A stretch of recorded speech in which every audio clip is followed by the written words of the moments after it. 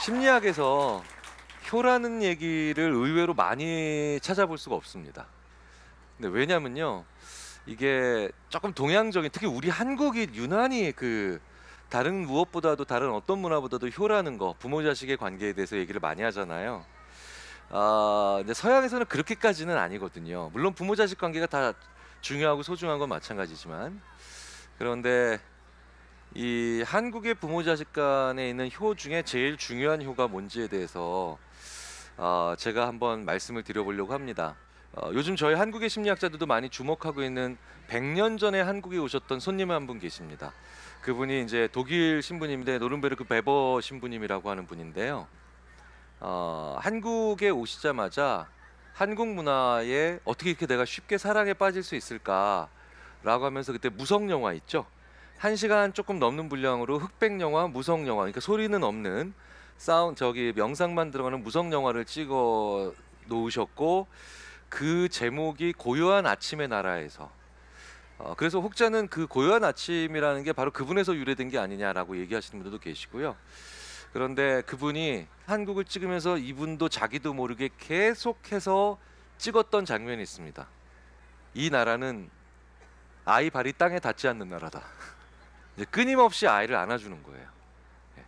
그래서 자기도 모르게 계속 아이를 안는 장면을 보는데, 저도 이렇게 고요한 아침의 나라라서 하는 그 필름, 나중에 유튜브 보시면 다 나오거든요. 거기 보시면 진짜 되게 재밌는 장면이에요. 베버 신부님 일행이 계속 찍는데, 엄마가 안고 있다가 할아버지가 나한테 줘 이랬더니 할아버지가 안아요.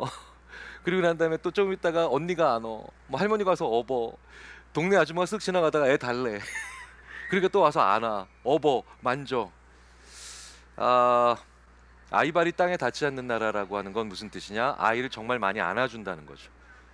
자, 그런데요, 이 안아준다라는 게 도대체 무슨 뜻인가에 대해서 의외로 엉뚱한 곳에서 그 메커니즘이 밝혀집니다. 1990년에 무너진 루마니아의 독재자 차우세스크라는 사람이 있어요. 이 차우세스크는 되게 얼빵한 독재자이면서도 못된 독재자였습니다.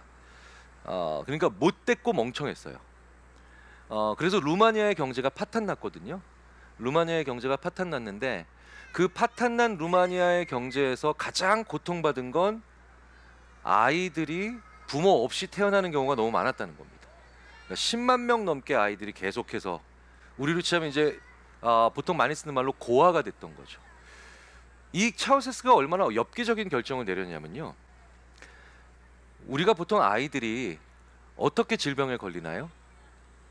보통 감염질환 같은 경우는 대부분 안아줄 때, 부모님이 와가지고 안아줄 때 이렇게 걸립니다. 그러니까 저도 제 아이에게 감기를 2번인가 어렸을 때 옮겼는데, 이제 제가 이제 밤에 술 먹고 친구들이랑 하다가 이제 집에 들어왔는데, 이상하게 우리나라의 아빠들은 집에 술 먹고만 들어가면 온 가족을 깨우죠. 예, 저도 깨웁니다. 그리고 왜 사랑한다는 말은 그때만 나올까요? 그런데 이렇게 대부분의 아이들이 어른한테 그 감염성 질환에 걸리니까, 이 차우세스크가 루마니아 정부도 참 엽기적인 정부입니다.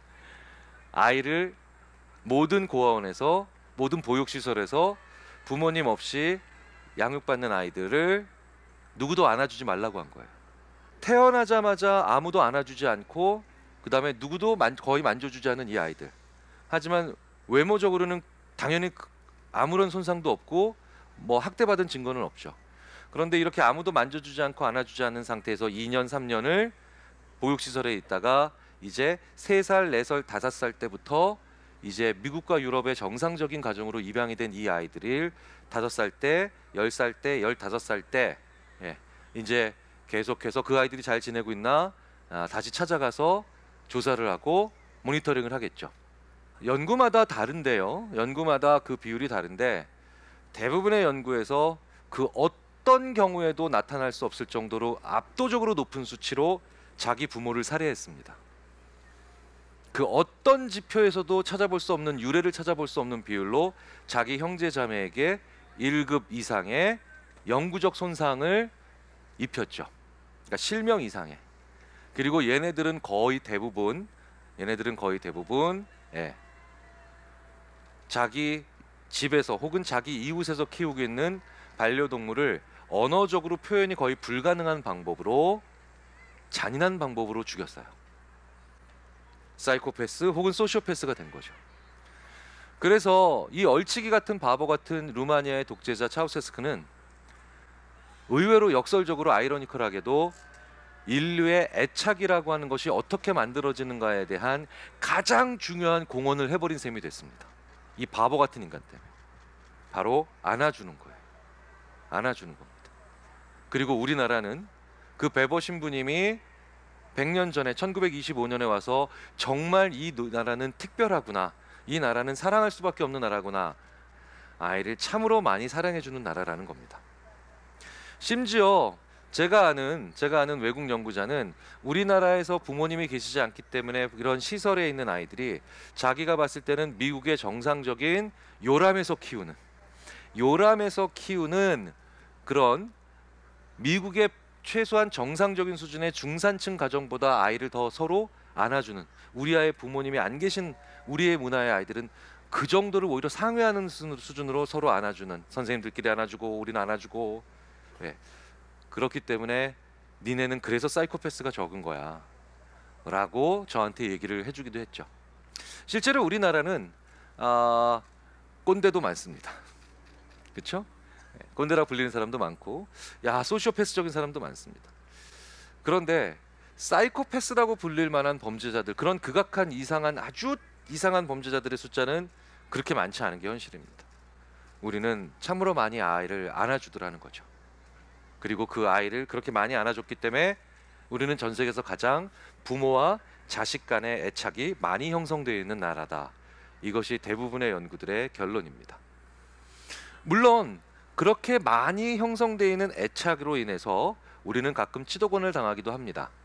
그 치도곤의 첫 번째 단계가 바로 초등학교 4학년 때부터 시작되는 조기 출발하는 바로 사춘기라고 하는 거죠. 우리나라의 사춘기는 점점 업그레이드 되고 있고요. 그리고 점점 더 흉폭함의 수위가 계속해서 진화하고 있어서 정말 사춘기 자녀를 둔 부모님만 손들으라고 말씀을 드려도 수많은 부모님들이 울면서 손을 들죠. 그런데 사춘기의 가장 중요한 요소 중에 하나가 바로 부모와의 애착을 잠시 끊는 겁니다. 내가 독립적으로 생각해야 되고 내가 나의 주체성을 가지기 위해서. 자, 그 과정에서 그러니 부모와 형성됐던 애착을 잠시 보류, 잠시 끊자, 잠시 미루자라고 했는데 그게 너무 강하게 형성돼 있으니 전 세계에서 가장 강하게 형성돼 있으니 전 세계에서 가장 강한 JIRAL을 취해야 됩니다. 그게 뭔지 저는 발음하지 않았습니다. 그래서 우리는 사춘기 때 힘든 거죠. 부모님도 힘든 거고요. 자, 그런데 이렇게 강하게 형성되어 있는 애착은 그 이후에 다른 여러 가지 삶이 있죠. 부모님과의 사이가 안 좋을 수도 있고요. 그리고 대면대면해질 수도 있고, 그리고 만약에 이민을 가든가 아니면 오랫동안 해외에서 일을 하면서 자주 뵙지 못하면서 약간 서먹서먹해질 수도 있습니다. 근데 참 재밌는 건 누군가의 사망과 관련된 일을 많이 연구해온 저의 제자이자 동료 연구자인 영남대학교 심리학과의 서종환 교수님이, 이 서정환 교수가 언젠가 저한테 술을 한잔하면서 이런 얘기를 하더라고요. 김 교수, 나 우리 아버지 돌아가신 지 한 20년 됐거든? 그렇죠. 제가 대학원 다닐 때 문상 갔었으니까 거의 20년도 더 전이죠. 그래. 근데 나 우리 아버지랑 그렇게 별로 그렇게 살가운 사이가 아니었어. 알죠? 가끔 그것 때문에 형이 나한테 이런저런 얘기했던 거 좀 푸념했던 기억도 나요. 근데 20년도 넘게 지났는데 이렇게 왜 가끔 1년에 한두 번씩 울컥하고 우리 아버지가 보고 싶어지지? 내가 약해져서 그런가? 나 갱년기라서 그런가? 이런 얘기를 합니다. 얼마 전에도 초등학교 동창 하나가, 그 친구는 이제 여자 동창인데, 나는 우리 엄마 중학교 때 돌아가셨어. 저는 그때 처음 들었죠, 그 사실. 근데 별로 큰 기억도 없어. 근데 가끔 나도 1년에 한두 번씩 문득 엄마 보고 싶어지거나 아니면 엄마 생각이 날 때가 있어. 내가 자식이 또 이번에 결혼한다 그래서 그런가? 그런 얘기들 많이 경험하십니다. 이걸 영남대학교 심리학과의 서정환 교수는 저한테 이렇게 설명해 주더군요. 그건 아직 심리적 애도가 아직 안 끝났기 때문이다. 심리적 애도가 아직 안 끝난 겁니다. 예. 그리고 한국 사람들은 이 심리적 애도가 내가 세상을 떠나는 날까지 안 끝나는 경우가 굉장히 많습니다. 사실 그렇게 보면 제 아버지께서도 80대 중반이신데 1984년, 지금으로부터 무려 38년 전에 돌아가신 38년 전에 돌아가신, 제가 제 기억으로는 몇 번 뵙지도 못했던, 그리고 그 고향에서 서울 쪽으로 공부하러 오시면서 고등학교 이후로는 많이 보시지도 못했던 제 아버지께서 그렇게 가끔 1년에 한두 번씩 엄마를 보고 싶다고 그런 얘기를 하시고요. 제가 우여곡절 끝에, 뭐 그걸 목적으로 하진 않았지만, 제가 우연한 기회에 저희 할머니의, 저희 아버지가 한 번도 못 보신 저희 할머니의 자매 사진, 예전에 자매 사진을 구해서 제가 아버지께 갖다 드린 적이 있었습니다. 제가 1970년생이니까 만 52세.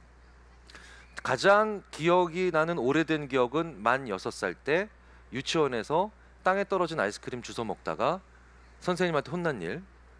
그러면 제가 가장 기억할 수 있는 가장 긴 시간은 46년 동안의 기억이죠. 제 46년 동안의 기억에서 제 아버지가 그렇게 좋아하시는, 어린아이처럼 좋아하시는 걸 처음 봤어요. 바로 우리는 부모를 잊지 못합니다. 사춘기 때 그렇게 우리가 부모님을 괴롭혀도, 특히 한국인들은 내 부모님이 돌아가시고 난 다음에 내 부모를 매일같이 추모하는 것은 아니지만 그 어떤 나라보다도 길게 내 부모를 문득문득 기억해내죠. 그리고 1년에 한두 번씩 문득문득 보고 싶어집니다. 격하게, 때로는 잔잔하게. 아직도 우리는 애도하고 있는 겁니다. 그렇다면 왜 우리는 아직도 그렇게 애도할 수밖에 없을까요? 그게 끝나지 않을까요? 왜 잊지 않을까요? 제가 아무리 심리학자로서의 모든 연구와 지식을 아무리 총동원해도 오로지 가능한 이유는, 한국에서 그게 또 유난히 그런 이유가 강한 이유는, 내가 기억하지도 못하는 그 시간 동안, 그 한 살 태어나자마자부터 5살 때까지 내 부모님이 나를 정말 많이 안아주셨기 때문입니다. 나를 만져주셨고, 그리고 나에게 입 맞춰주셨고, 나를 업어주셨으며, 그리고 그분의 살냄새를 내가 맡게 해주셨기 때문이죠. 아마도 과학적인 표현은 아닙니다만 심리학자들이 많이 쓰는 생각의 DNA, 생각의 DNA에 아예 넣어주셨던 것 같아요. 그래서 아마도 저도 제 부모님을, 제가 아무리 노인이 되고 그리고 세상을 떠나는 날이 가까워진다고 해도 저 역시 제 부모님을 이렇게 잊지 못하겠죠. 자, 그렇다면 정말 우리 한국 사람들에게 있어서 가장 중요한 효는 뭘까요? 이제 반대로 나를 이렇게 만져주셨으니 내 부모님을 만져드리는 겁니다. 생각해봤더니 저는 명절 때도 생신 때도, 그리고 생각이 날 때마다 부모님을 만나러 갑니다. 그리고 이렇게 잘 지내고 있는 자녀의 모습을 보여드리죠. 그런데 저도 꽤 오래전부터 제 어머니와 제 아버지를 만져드리지 않고 있어요. 손, 발, 어깨, 허리, 어디든 우리 부모님께서 우리를 정말 정성스러운 마음으로, 그리고 기쁜 마음으로 만지셨듯이 이제 내 부모님을 내가 이제 만져드릴 때가 되지 않았을까 생각이 듭니다. 우리 한국인에게 있어서 100년 전에 그 베보신 부님이 부모가 자녀를 정말 온 마음으로 안아주는 나라, 그 나라가 바로 이 나라의 미래라고 봤다면, 이제 그 반대로 우리가 실천을 해야 되지 않을까 싶습니다. 우리의 효는 바로 우리를 그렇게 만져주신 부모님을 이제부터 온 마음을 다해서 만져드리는 게 아닐까, 그래서 그 받은 애착을 다시 돌려드리는 게 아닐까라는 생각으로 오늘 말씀을 드렸습니다. 오늘 저도 가서 이 그 부근에 사시는 저의 부모님께 오늘 손과 발과 무릎과 어깨를 한번 정말 감사한 마음으로 만져드리고자 하는 다짐을 같이 해봅니다. 감사합니다. 마치겠습니다. 네. 감사합니다.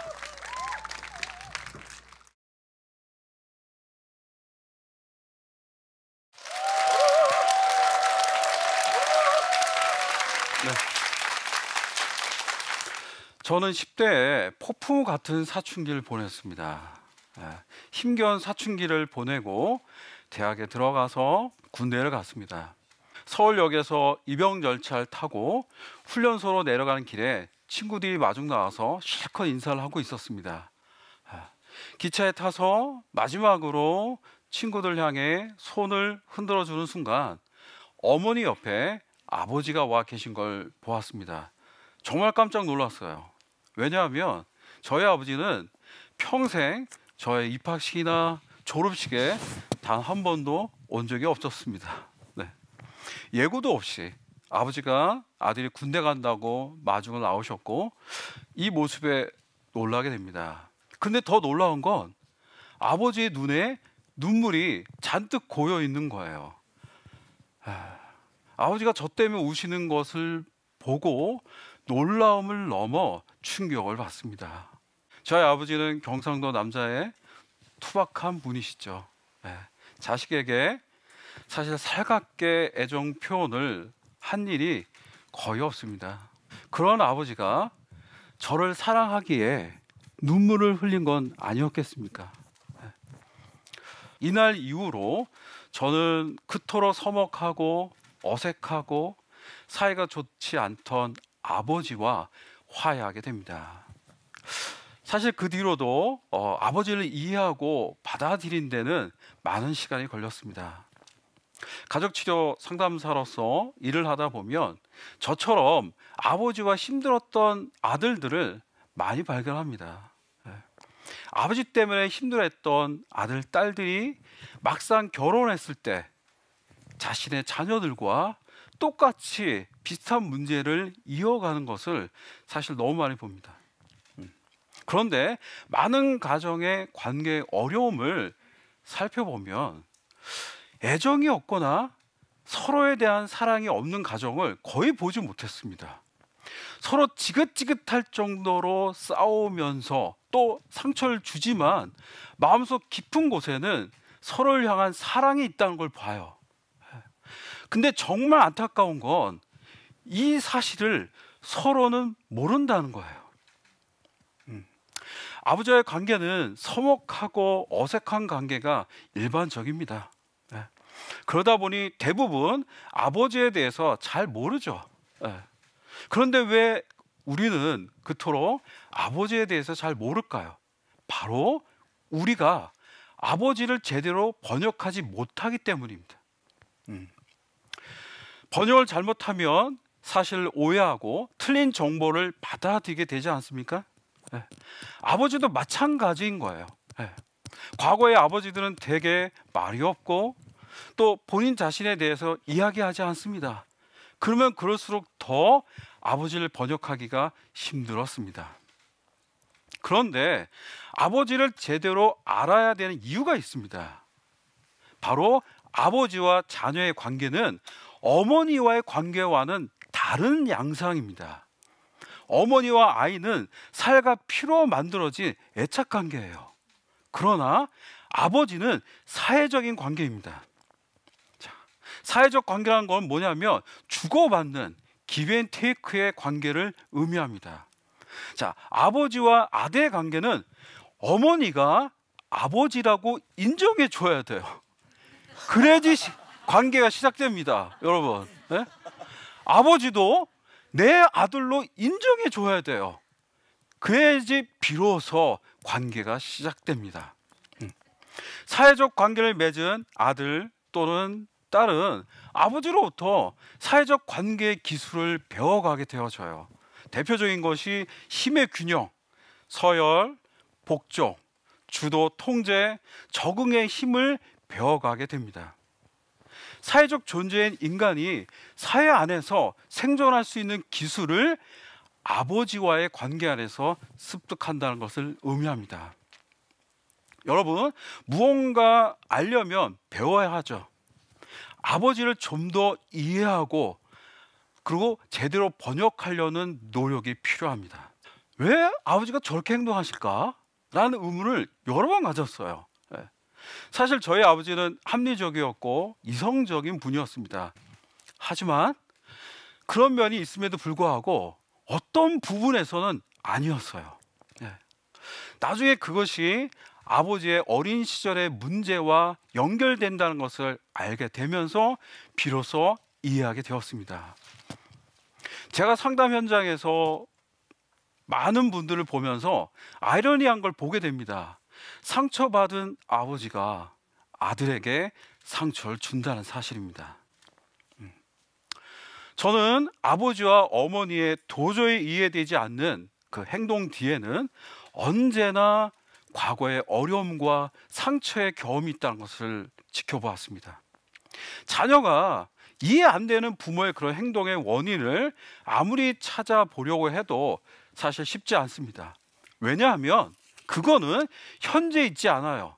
어쩌면 자녀가 태어나기 전에 일어났던 부모의 과거의 상처와 그 원인이 그 배경이 되기 때문이라고 말씀드릴 수 있습니다. 사실 모든 가정을 보면 자녀는 아버지보다는 어머니와의 대화를 편하게 생각합니다. 저희 집 제 아들도 마찬가지예요. 아들은 가끔 저에게 전화를 합니다. 예. 전화를 하고 나서 대뜸 이런 말 하죠. 아빠, 엄마 바꿔줘. 예. 옆에 있는 와이프에게 전화를 바꿔줍니다. 그리고 와이프와 그 아들이 대하는 걸 이렇게 듣다 보면 이런 생각이 들었어요. 아, 저런 이야기는 아빠하고도 이야기해도 되지 않을까? 근데 엄마하고 이야기하더라고요. 네. 자, 제가 상담했던 30대 중반의 한 아빠분이 이렇게 호소를 합니다. 요즘 아빠 되는 것이 너무 힘듭니다. 직장에서 힘들게 퇴근하고 돌아와서 나름대로 놀아주려고 애를 쓰지만 정작 아내와 아이들은 늘 아빠에 대해서 불만이 많은 것 같다라고 호소를 합니다. 오늘날 아버지는 과거의 아버지보다 좋은 아버지 되기가 사실 어려워요. 과거의 아버지들은 가정 안에서 든든한 버팀목의 역할만 잘해도 인정받았습니다. 그렇죠, 여러분들? 네. 하지만 오늘날의 아버지들에겐 생계를 열심히 책임지는 모습만으로는 많이 부족합니다. 오늘날 우리 이 시대에 아버지의 트렌드가 있습니다. 소통하는 아빠입니다.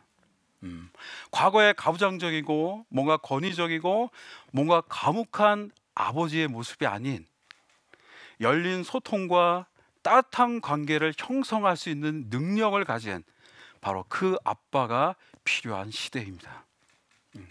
소통이라는 것은 심리학에서 아주 중요한 주제이죠. 특히 아들과 아버지의 관계에서는 빼놓고는 이야기할 수가 없습니다. 아이가 어릴 때는 말하기의 능력이 정말 중요합니다. 하지만 아이가 크고 나서는 바로 듣기의 능력으로 바로 전환해야 합니다. 아이가 어린 연령이라면 수다쟁이처럼 이야기를 해야 돼요. 아빠는. 저의 아들이 어렸을 때 제가 썼던 한 방법이 있습니다. 저는 저만의 이야기를 만들어내서 아들에게 들려줬습니다. 어느 날 마당에 개미들이 왕국을 건설했어.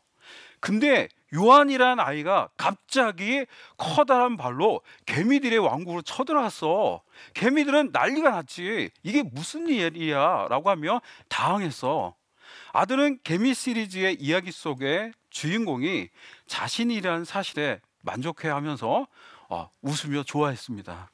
까르까르 웃으면서 신나게 아빠의 이야기를 들었고 저도 그 모습에 더 다양한 개미 시리즈를 만들어냈습니다. 사실 그렇게 재밌지는 않았습니다. 무슨 이야기인지는 사실 중요하지 않아요. 아이를 생각해서 만든 이야기만으로도 우리의 아이들은 이렇게 신나합니다. 자, 그러다가 아들이 사춘기에 들어갈 무렵부터는 듣기의 능력을 더욱 키워야 합니다. 청소년기에는 아들이 흥미있는 이야기에 귀를 기울여야 돼요. 자, 대화는 마치 공놀이와 비슷한 것 같아요. 자, 공을 아들에게 던져주면 아들이 받습니다. 다시 아들이 아빠에게 공을 던져주는 주고받는 모습을 한번 생각해 보십시오. 제가 너무 세게 공을 던지면 아들은 공을 놓쳐버리죠. 그러면 금방 공놀이에 흥미를 잃어버립니다. 공놀이는 상대가 잘 받을 수 있도록 배려하는 자세가 기본입니다. 여러분, 소통도 마찬가지예요. 만일 대화가 한쪽의 일방적인 입장에서 이루어진다면 그것은 대화가 아니라 훈계와 잔소리가 됩니다.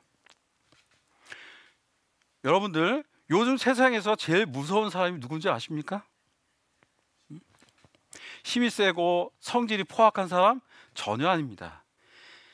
저는 도저히 말이 안 통하는 사람이 제일 무섭습니다. 말이 안 통하면 어떤 타협도 협상도 불가능하죠. 만일 대화가 안 되는 사람이, 말이 죽어도 안 통하는 사람이 바로 집에 있는 아빠라고 생각해 보십시오. 그 아이에게 느낄 그 부담감과 그 문제는 너무 크게 다가올 겁니다. 자, 대화는 서로 주고받아야 합니다.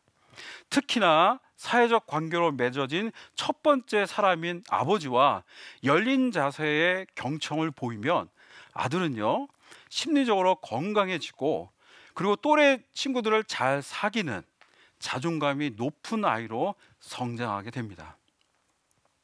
소통의 중요한 이유는 바로 뭐냐면 사랑을 전달한다는 것에 있어요. 표현하지 않으면 사랑을 알 수 없습니다. 저는 아버지의 사랑을 기차역에서 아버지의 눈물을 통해 뒤늦게 알았습니다. 표현하지 않는 아버지의 사랑을 자녀가 알려면 너무 긴 시간이 필요합니다.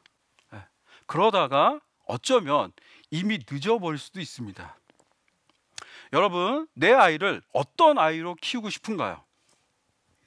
사랑받고 공감받은 아이가 다른 사람들에게 사랑과 공감을 줄 수 있는 아이가 됩니다. 자, 그런데 내가 받은 사랑이 너무 없어서 내 아이에게 사랑을 주지 못한다라고 괴로워한 분들도 많이 계십니다. 걱정하지 마십시오. 우리는 아버지와 개별적인 존재입니다.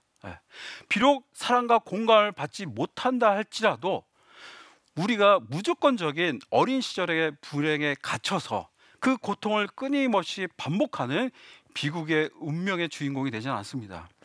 왜냐하면 우리에게는 저마다 주어진 회복 탄력성이 있습니다. 다만 상처받은 과거로부터 나와서 현재에 집중해야 합니다.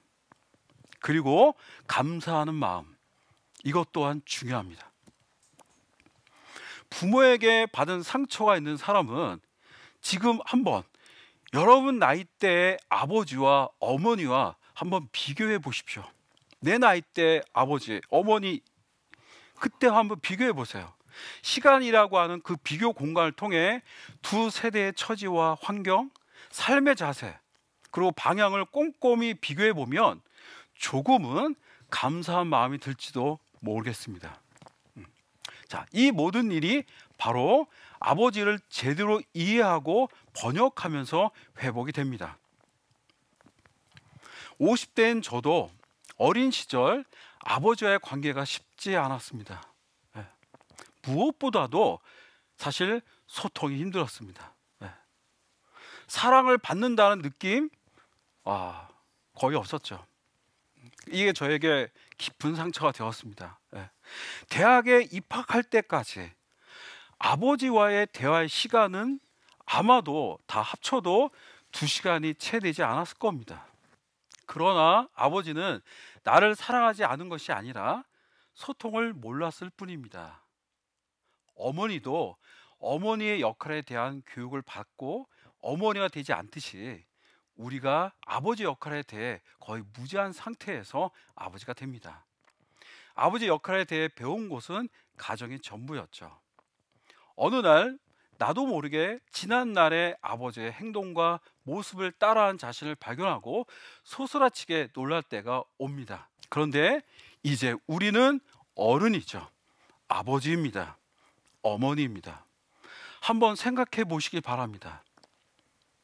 아들의 입장이었을 때 딸의 입장이었을 때 정말 아버지에게 원했던 건 무엇이었는지, 단지 든든한 가장의 역할만이 아니라 정말 원한 건 아버지의 따뜻한 말 한마디는 아니었는지 생각해 보시기 바랍니다.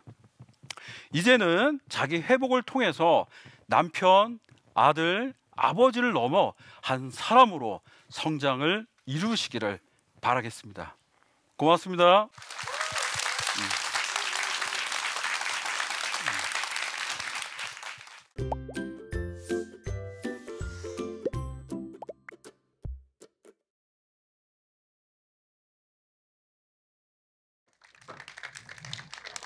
네, 안녕하십니까. 저는 임자헌이라고 합니다. 소개받은 대로 저는 일성록과 지금 조선왕조실록 현대화 사업에 참여해서 그런 관찬 사료들을 번역하고 있고요. 또 옛 선현들의 그런 지혜로운 글들을 제 마음에 느껴지는 대로 담았다가 또 저의 이야기로 풀어내는 대중서들을 쓰고 있기도 합니다.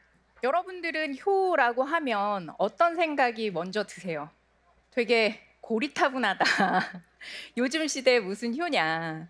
어른들이 젊은 사람들을 억압하기 위해서 만든 개념이 아니냐, 이런 생각을 많이 하기가 쉽고, 그래서 어린 사람들의 경우에는 벌써 효라는 얘기를 하면 그 사람하고 별로 대화를 나누고 싶지 않죠. 저도 사실 그랬어요. 왜냐하면 제가 이렇게 한문을 번역한다고 하면 굉장히 한문에 가까운 분위기에서 성장했을 거라고 생각을 하는데, 저는 사실 심리학을 전공했습니다. 사회에 나와서는 미술 잡지 기자를 했거든요. 그리고 미술 평론을 하려다가 제2외국어로 한문을 선택하면서 한문을 시작하게 됐어요. 그러니까 저에게 한문은 굉장히 낯설었고, 저 역시도 그냥 요즘 젊은 사람들처럼 한문은 되게 고리타분하고 별로 지금 시대에 보고 싶지 않은 거, 뭐 이렇게 생각을 했었거든요. 근데 조금 나이 들어서 공부를 시작해서 그런지 제가 직접 한문 원전을 보니까 내가 알고 있던 게 잘못됐을지도 모르겠는데? 라는 생각이 들더라고요. 그 중에서 대표적인 개념 중에 하나가 효거든요. 논어에 보면 효에 대해서 이런 얘기가 나오죠. 부모님께서 돌아가시고 3년 동안은 부모님께서 살아생전에 뜻하셨고 행하셨던 길에서 돌아서지 않아야 비로소 참된 효라고 할 수 있다. 약간 숨이 막히시나요? 그런데 이 구절을 들으면 우리가 먼저 생각해 봐야 될 게 있죠. 부모님이 나쁜 분이셨으면 어떡하죠? 부모님이 다 옳으시란 법이 없잖아요. 부모님이 살아생전에 그렇게 아름다운 인생을 안 사셨어요. 그런데 자녀더러 돌아가시고 3년 동안 부모님께서 걸으셨던, 그리고 뜻하셨던 삶을 살으라고 얘기한다면 그건 사회적으로도 문제가 되기 쉽죠. 그래서 논어에서는 또 이런 얘기도 해요. 부모님이 잘못하시는 것을 보게 되잖아요. 그럼 돌직구를 날리지 말고 돌리고 돌려서 감정 상하시지 않게 부드럽게 일러드려야 돼요. 그렇게 말씀드렸는데도 부모님께서 내 말을 따라서 고치지 않으시잖아요. 그래도 또 공경스럽게 대해야 하고 엇나가면 안 돼요. 물론 피곤하죠. 그래도 원망하면 안 되는 거예요. 부모님을 고치시게 해야 된다는 거예요. 언제까지 해야 되냐면 부모님께서 고치실 때까지요. 그래야만, 그렇게 살아생전에 부모님께서 잘못하신 걸 고쳐야만 돌아가신 뒤에 3년 동안 부모님께서 뜻하셨고 행하셨던 것을 내가 지키는 게 말이 되잖아요. 얘기 내측에는 또 이런 내용도 있어요. 부모님에게 잘못이 있으면 기운을 낮춰서 얼굴빛과 부드러운 음성으로 간한다. 그러니까 간한다는 건 바로잡아드린다는 거죠. 그렇게 말씀드려도 받아들이시지 않으면 다시 공경하고 효도해서 마음이 다 풀리시거든 다시 간한다.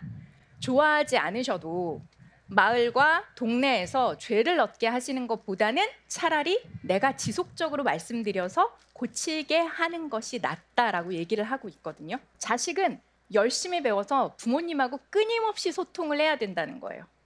부모님께서 살아생전에 옳은 길을 걸으셔야 내가 부모님을 추념할 때 정말로 의미 깊게 추념할 수 있잖아요. 설사 잘못하셨더라도 그 길을 고치시는 걸 봤기 때문에 더 소중한 추억이 될 수 있잖아요. 그런데 앞에 두 구절에서 굉장히 중요한 부분은 돌직구를 날리지 말라는 거예요. 우리들은 보통 소통을 그렇게 하잖아요. 참고 참고 참다가 한순간에 빵! 이건 아니라는 거예요. 부드럽고 상냥하게. 왜냐하면 부모와 자식은 끊으려야 끊을 수가 없는 관계잖아요. 근데 내가 돌직구를 참았다가 한 번에 터뜨리면 그건 관계를 끝내는 거죠. 서로 그렇게 갑자기 옳은 얘기하고 얼굴 보지 않겠다 이렇게 하는 부모-자녀 관계 되게 많잖아요. 근데 우리 다 알죠. 절대 잘못은 한 번에 고쳐지지 않아요. 끊임없이 노력해야 겨우 고쳐지는 거잖아요. 그래서 어세를, 말의 톤을 낮추고 부모님께 상냥하게 말씀드리는 게 굉장하게 중요한 거죠. 그래서 자녀는 지식과 인격을 크게 가다듬어야만 해요. 그래야만 아름다운 부모-자녀 관계를 이어갈 수 있죠. 부모라는 과거를 자녀라는 현재가 반드시 바로잡아서 지금 현재에 제대로 세운 유업을 내일로, 미래로 옮겨주는 게 효잖아요. 그래서 그런 역사적인 흐름 속에서 효를 이해해 볼 수 있거든요. 그렇다면 여기서 조선이라는 나라는 이런 유학의 개념을 가지고 나라를 건국했죠. 그 이념을 현실에 실현시키는 존재가, 그 책임을 가장 크게 지고 있는 존재가 왕이겠죠. 그래서 왕들은 이 개념을, 효라는 개념을 반드시 국정 운영에 반영해서 나라를 건강하게 유지를 시켜야만 해요. 오늘은 이제 정조 효축제에 왔으니까 정조가 그렇다면 이런 효의 개념을 어떻게 역사 속에서 실현시켰는지를 잠깐 생각을 해보려고 해요. 여러분들 윤건릉에 대해서는 여기 오셨으니까 잘 알겠죠. 윤릉은 사도세자와 그 아내 해경궁 홍씨의 능이고, 건릉은 정조와 효의왕후 김씨의 능인 거죠. 각별한 부자관계, 그 다음에 특별한 할아버지와 손자관계. 할아버지가 정조를 매우 사랑했지만 사도세자하고 등이 졌기 때문에 뒤주라는 어떤 굉장히 난해한 물건 속에 들어가서 죽게 했죠. 그런데 정조의 입장에서는 할아버지를 미워할 수 없고 아버지도 미워할 수 없는 굉장히 애매한 그런 관계. 그래서 이게 드라마나 영화의 그 어떤 소재보다도 극적이잖아요. 그래서 실제로 영화나 드라마로 굉장히 많이 극화됐죠. 최근에도 되게 인기 끌었던 드라마가 있는 거고요. 근데 이 얘기들을 보면 대체로 사적인 복수나 아니면 사적인 효의 관점에서 이야기를 풀어갈 때가 되게 많은 것 같아요. 하지만 기억해야 되는 건 왕은 공적인 존재거든요. 왕에게는 사가 없어요. 사생활이나 사적인 관계나 사적인 생각이나 이런 게 있을 수 없겠죠. 왕이 사적인 걸로 무언가를 처리한다고 생각을 해보세요. 나라가 어떻게 되겠습니까?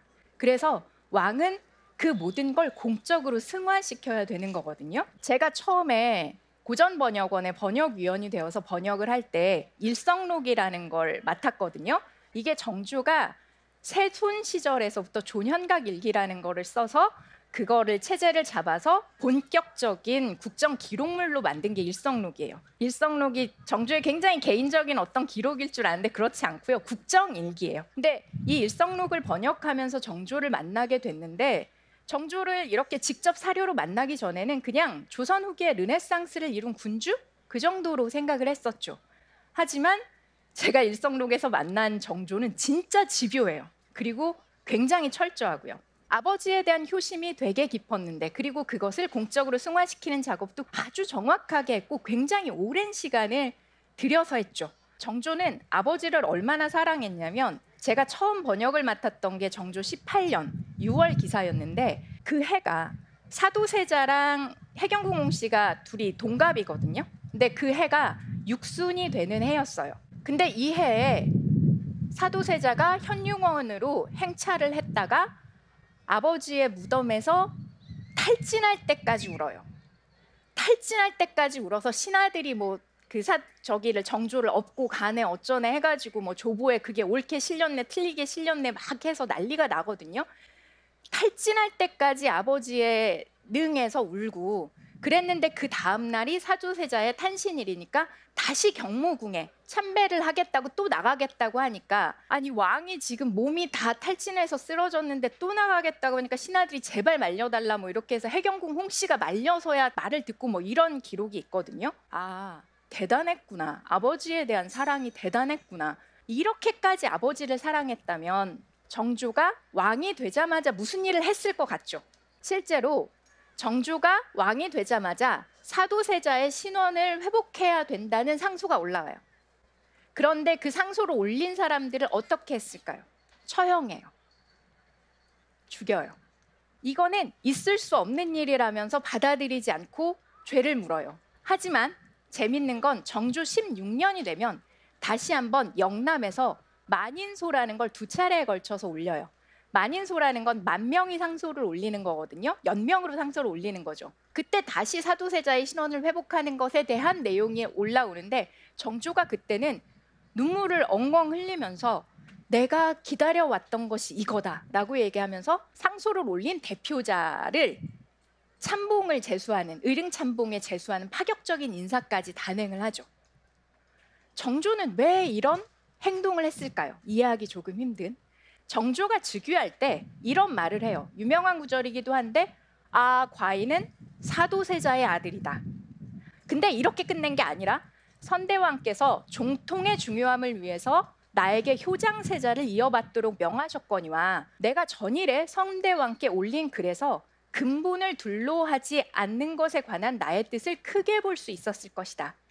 그러니까 아주 상반된 2가지 얘기를 한꺼번에 하고 있는 거죠. 사도세자는 죄인으로 죽은 거기 때문에 정통성에 문제가 생기지 않게 영조는 사도세자의 아들에서 정조를 그 전에 죽은 효장세자의 아들로 입적을 시켜요. 근데 듣는 사람에 따라서 정조가 왕이 되고 맨 처음 한 말이 과인은 사도세자의 아들이다. 여기에 방점을 찍는다면 사도세자를 거부했던 사람들은 피바람이 불겠구나 라고 생각을 했겠죠. 그런데 이야기를 조금만 더 들으면 종통을 바로 세우기 위해서 나를 효장세자의 뒤를 잇게 했으니 라고 나오잖아요. 그럼 거기에 방점을 둔다면 영조가 시행했던 국정을 그대로 따르겠구나. 그걸 알 수 있게 되는 거죠. 정조는 2자세를 다 취했거든요. 할아버지 영조를 이으면서 동시에 아버지를 잊지 않는 굉장히 어려운 작업들을 진행을 해가요. 둘 다의 옳음을 정리하는 시간을 얼마를 들였냐면 19년을 들여요. 그래서 처음에는 사도세자를 신원하자고 했을 때 아니다 라고 하면서 처형을 하지만 10년에 부선복을 사사하면서 역무사건을 정리하면서 혈융원을 짓고 차차차차 계획을 진행시켜 나가면서 그 유명한 정조 19년에 화성 능행차를 하잖아요. 정조는 12년 동안 13번이나 행차를 하면서 아버지 앞에서 눈물을 보이죠. 그러니까 정조는 할아버지 영조가 세워놓은 원칙을 준수하면서 아버지에 대한 추승 작업을 꾸준하게 진행을 했던 거죠. 아주 치밀한 사람이라고 할 수 있어요. 왜냐하면 정조는 반정을 일으켜서 왕이 된 사람이 아니라 영조를 순하게 이었잖아요. 왕이라는 건 아까 앞에서 말씀드렸지만 사적인 존재가 아니죠. 내 사적인 복수든 내 사적인 효든 그렇게 해서놨는데요. 내가 영조를 이었다면 영조의 국정 원칙을 잇는 모습을 보여줘야 돼요. 하지만 내가 사도세자의 아들인 걸 모두가 아는데 아무리 효장세자를 이었더라도 그런데 그걸 그냥 묻어놓고 있는다면 현재를 바로잡을 수 없죠. 그렇게 되면 미래에 문제가 생기겠죠. 정조는 그래서 19년 동안 할아버지도 오르면서 사도세자도 오른 그 2가지 오름을 천천히 반작용이 없도록 최대한 노력하면서 준비해 갔던 거죠. 사도세자 개인이 남긴 글이 개인적으로 없는 점이 저는 좀 안타까워요. 그래서 사도세자의 생각이 정확히 어땠는지 저는 알 수 없거든요. 저는 정조를 믿으니까 정조가 사적인 존재로 움직이지 않았던 정말 냉철한 조선의 부흥을 꿈꾸었던 군주라는 점을 생각해 본다면 사도세자를 추승하기에 적합했다고 정조는 판단하고 있었던 것 같아요. 그런 작업을 이성적으로 해냈던 게 정조의 치세라고 볼 수 있어요. 정조는 국왕으로서의 효를 표했던 거죠. 맨 앞에서도 말씀드렸지만 효라는 건 이전 세대의 잘못을 지금에 바로잡아서 내일의 혼란이 없이 물려주는 거죠. 그리고 왕에게는 사가 없고 그러니까 내가 무엇을 이어받았는지 잊는다면 그리고 내가 무엇을 만들어 가야 하는지를 잃어버린다면 백성들은 혼란해지겠죠. 정조는 그 혼란을 최소화시키는 방향으로 자신의 효와 공적인 효와 나라의 운영과 백성을 섬기는 길을 전부 다 실행했던 군주였던 것 같아요. 되도록 사적인 감정을 배제하고 옳음의 관점에서 과거를 현재에 바르게 세우는 것, 그리고 바르게 세워진 현재를 미래에 넘겨주는 것. 여러분의 효는 어떠십니까? 윗사람을 섬기는 것으로만 효를 생각한다면 효를 내일에 물려줘야 될 이유가 없겠죠. 하지만 효가 지금을 바로 세우는 작업이라고 생각한다면 우리는 개인의 역사도 바로 세울 수 있고 바로 세워진 개인을 통해서 공동체의 미래도 바로 세울 수가 있겠죠. 이런 효의 개념이라면 여러분 한번 새롭게 시도해 보실 만하지 않겠습니까? 우리의 효가 새롭게 이해되고 그래서 우리의 미래를 풍성하게 할 수 있는 정신적인 자원이 될 수 있다는 점 여러분에게 말씀드리고 싶습니다. 그리고 여러분의 효를 앞으로 아름답게 가꾸어 가셨으면 좋겠습니다. 제 강의는 여기까지로 하겠습니다. 감사합니다.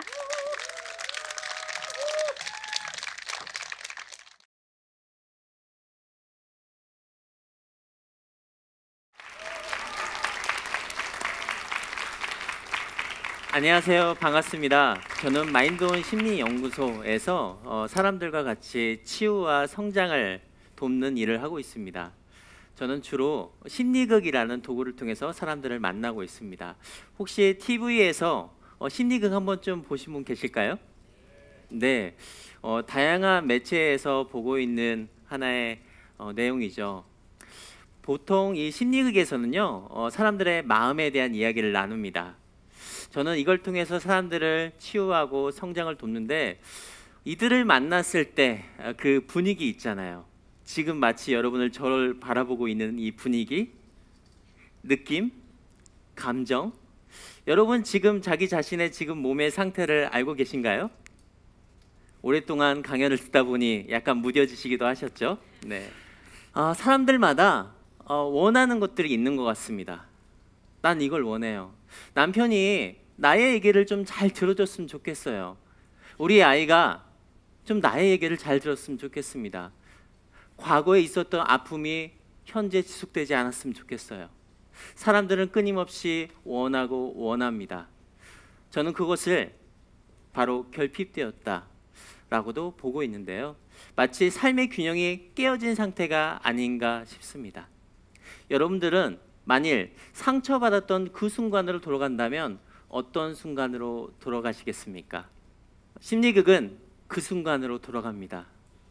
여러분이 그토록 원했던 그 순간으로 돌아가 내가 정말 원했던 순간으로 다시 재경험하게 되죠. 우리는 어떤 경험을 위해서 그 순간으로 돌아갈까요? 여러 가지 기억나는 예화가 있는데요. 저는 이제 많은 초등학교나 중학교, 고등학교 성인들을 만나고 있는데 그 중에 한 아이가 기억이 납니다. 구순 9개월 증상을 안고 있는 초등학교 아이였어요. 그 아이는 남과 다른 외모로 열등감을 가지고 있었고 또 친구들이 소외와 따돌림을 통해서 마음의 아픔을 간직하고 있었습니다. 저는 그 아이가 처음으로 경험했던 그 순간으로 돌아가서 그때와는 다른 경험을 했습니다.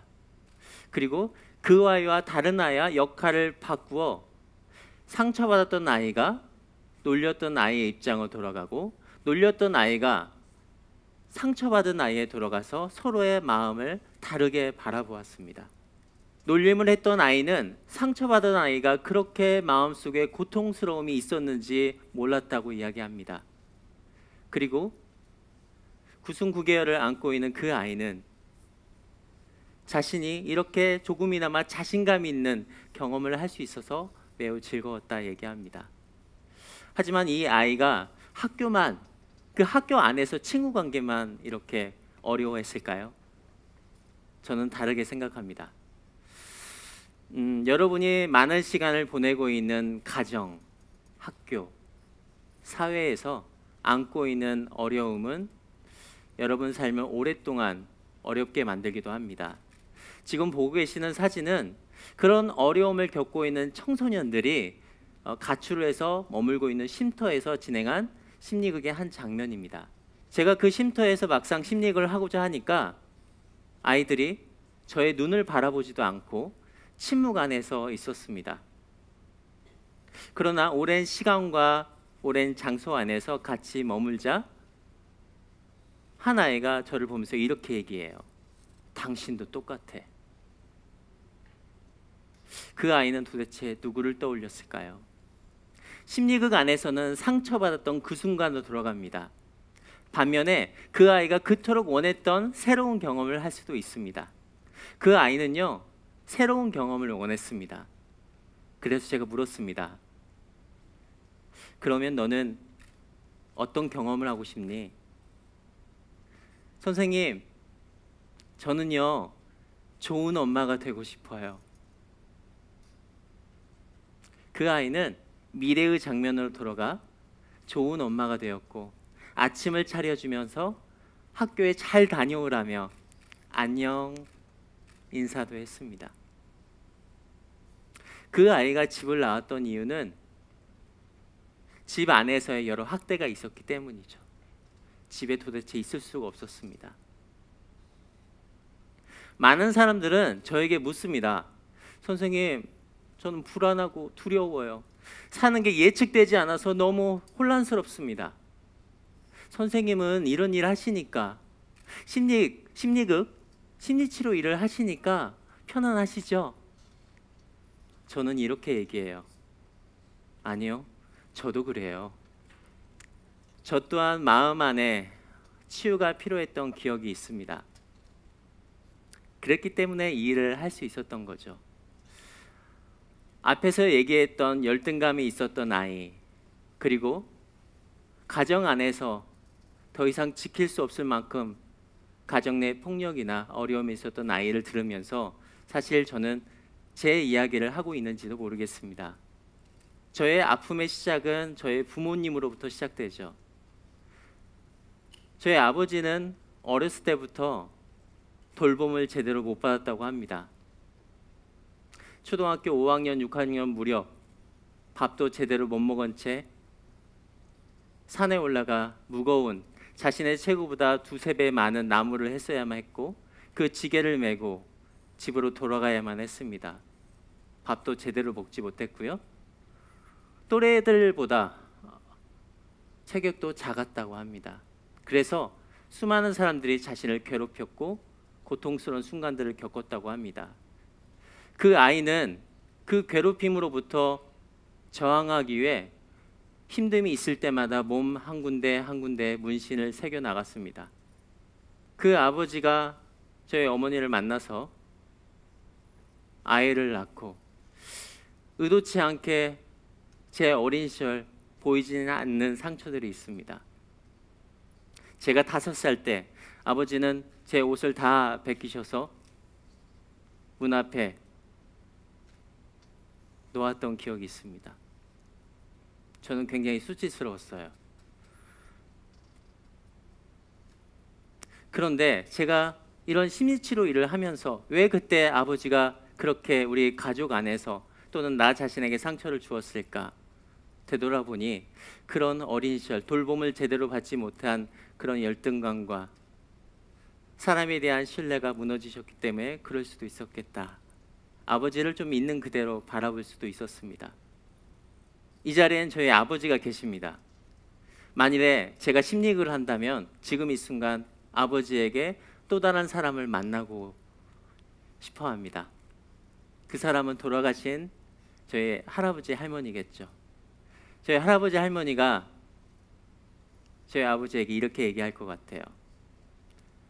아들아, 무거운 지게 하느라 힘들었지. 우리 밥 먹자. 이제 몸에 있는 거 아빠가 다 치워줄게. 너무 힘들었지. 아팠지. 아버지는 몸에 문신을 새기셨지만 저는 그 아픔의 후유증에 미소를 새기게 되었습니다.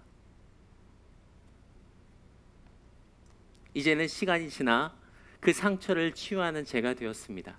그 상처를 벗어나 삶의 균형이 필요한 시소 안에 아픔과 슬픔을 놓아두는 것이 아니라 사랑과 인정과 존중과 따뜻함이 채워지기 시작했습니다. 저는 이 치유 일을 하면서 제 삶이 많이 달라졌음을 느끼고 있습니다. 누군가를 진정으로 만난다는 것은 그 사람 아픔에 머물러 주는 일입니다. 이제 이 강연이 끝나고 여러분들은 일상으로 돌아가시겠죠.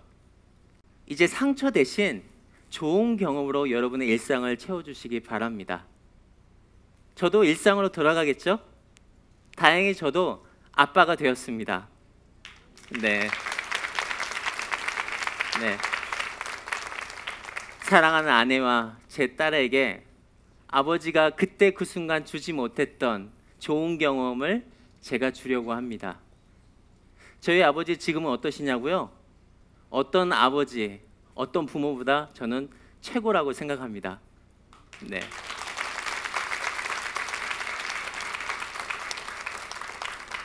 그리고 그런 멋진 분과 살고 계신 저희 어머니도 대단하신 거죠? 네.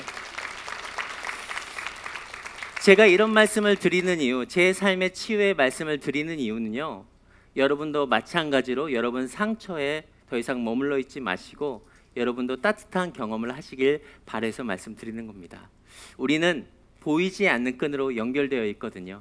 한 분 한 분이 회복되시고 건강해지시면 우리의 함께하는 많은 가정, 학교, 사회가 건강해질 거라 생각이 듭니다. 오늘 상처받은 순간으로 돌아가는 이유에 대해서 잘 들어주셔서 감사하고요. 여러분 일상도 좋은 경험, 행복한 경험으로 채워지시길 간절히 기대해 봅니다. 고맙습니다.